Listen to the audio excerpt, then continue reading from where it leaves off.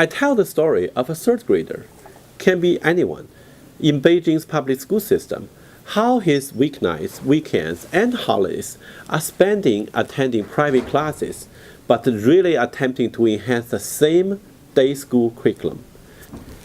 In fact, most pre-K through 12 Chinese students rarely escape from the strict regimen of those after-school classes. I have witnessed in largest Chinese cities such as Beijing or Shanghai, typically families spend about $4,000 per year on each of their children aged 3 through 18 on those classes. More surprisingly, in smaller cities, families generally spend even higher portion of their income on those classes. Why?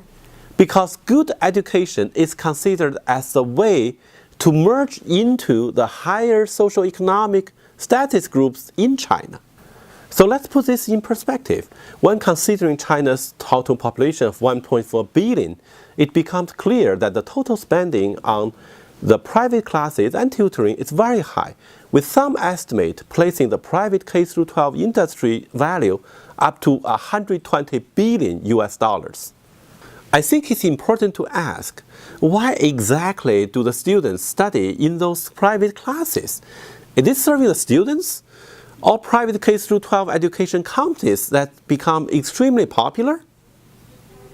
The big problem remains, combined with pressures from schools and teachers and the private companies' aggressive marketing campaigns, parents are eagerly enrolling their children into the classes that I believe could become counterproductive for the students in the long run.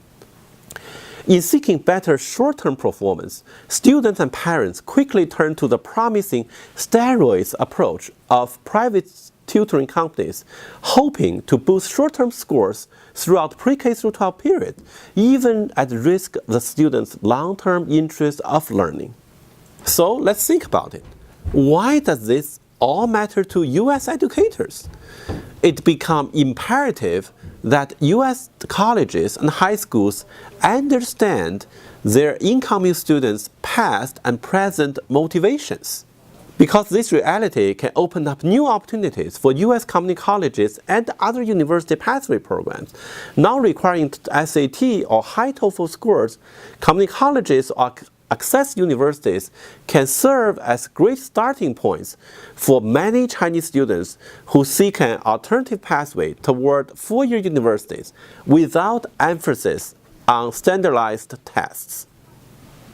I really believe ultimately the question becomes whether or not Chinese families will have an open-minded attitude toward unranked education institutions.